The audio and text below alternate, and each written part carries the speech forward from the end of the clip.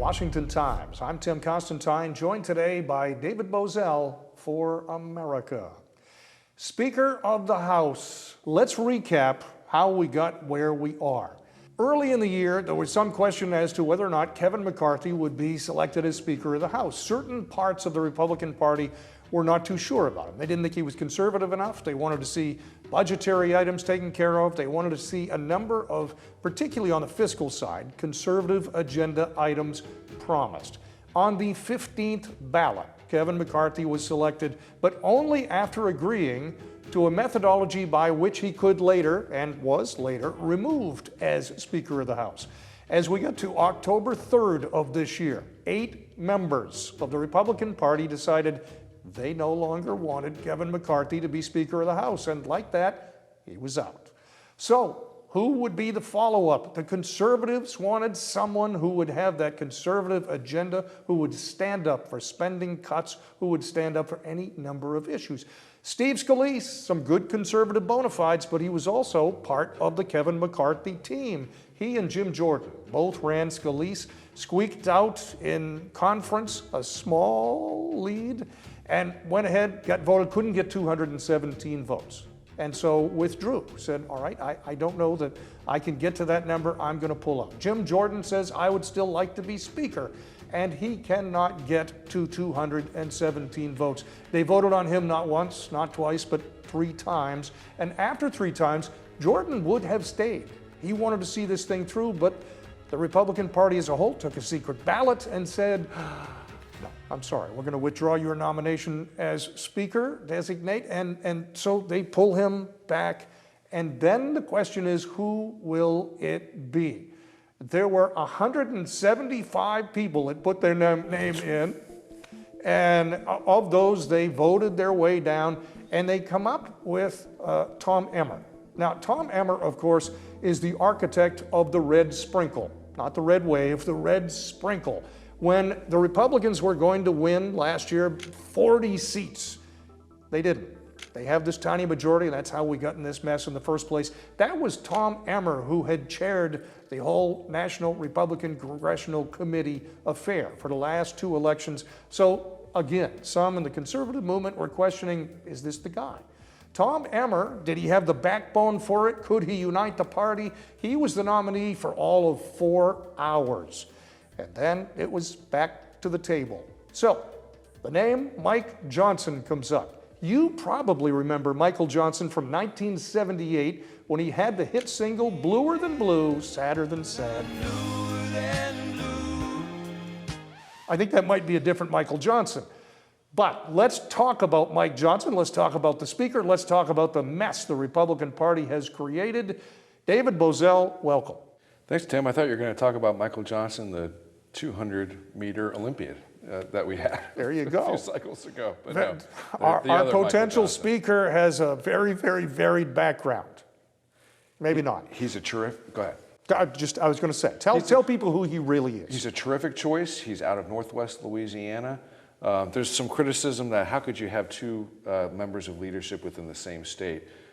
Having married into the state of Louisiana, I can tell you that Northwest Louisiana is far different from Southeast Louisiana, where Steve Scalise is.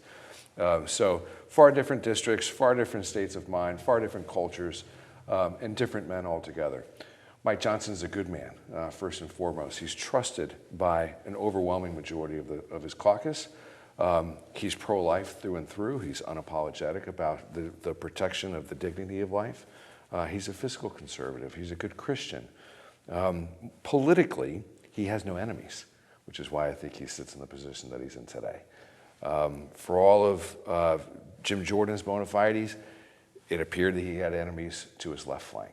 For all of Tom Emmer's bona fides and the strengths that he might bring to the position, it appeared he had enemies to his right flank.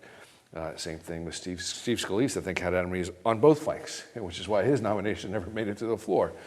So I think it's a messy process, but an altogether necessary process that the Republican Party had to lance some of these boils that have been just sort of growing underneath the skin for probably close to 2 decades now. We talked about some of the opposition to some of the other candidates, Jim Jordan is about as conservative as it gets. Jim Jordan also says exactly what he thinks. My first choice. You may like it, you may not like it, but you never have a question where Jordan stands. Right. Some of the chairmen did not like the fact that Jordan says he wants to cut spending, because they know Jordan really wants to cut spending.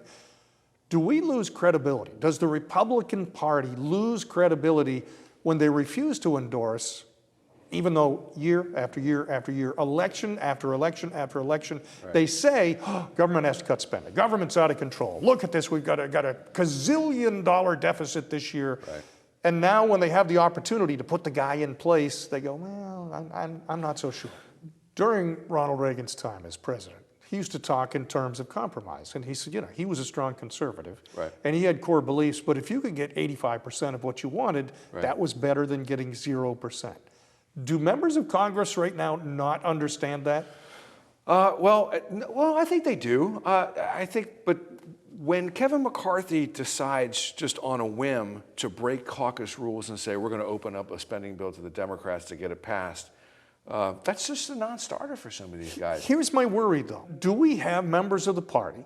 Do the Republicans have members of the party who will then decide for the good of the nation they will compromise with Democrats? Yes, they do. Give some of the power away. And will the conservative Matt Gaetz have actually ended up giving the Democrats power by throwing Kevin McCarthy out? In a political sense, yes, but the results are still the same. Kevin McCarthy was handing over the floor to Democrats as it was. The fact that a cadre of Republicans would do the same, you basically have not moved the needle at all.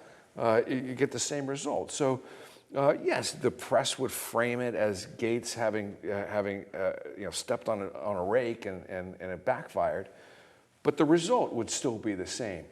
At the end of the day, though, these guys, if you said 80% or 85%, I mean, I'd take 30% at this point. Really, if they had a plan to execute, which Kevin McCarthy never did. I don't think Kevin McCarthy or Paul Ryan, or frankly John Boehner, looked 5 feet in front of him at any given moment. Can we expect it to be any different with Mike Johnson?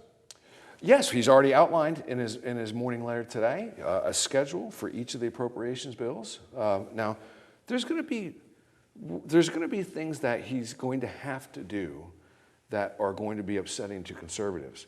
But the thing with Mike that you get is you know that he is going to have taken the policy goal as far as he could take it. And so that's going to be reassuring and comforting to conservative policy wonks like myself who want to get things across the finish line. So if Mike Johnson can give me 30%, which is 30% more than Kevin ever got, I'll take it. For America, he is Dave Bozell. I'm Tim Constantine from the Washington Times. Thanks. Sadder than sad.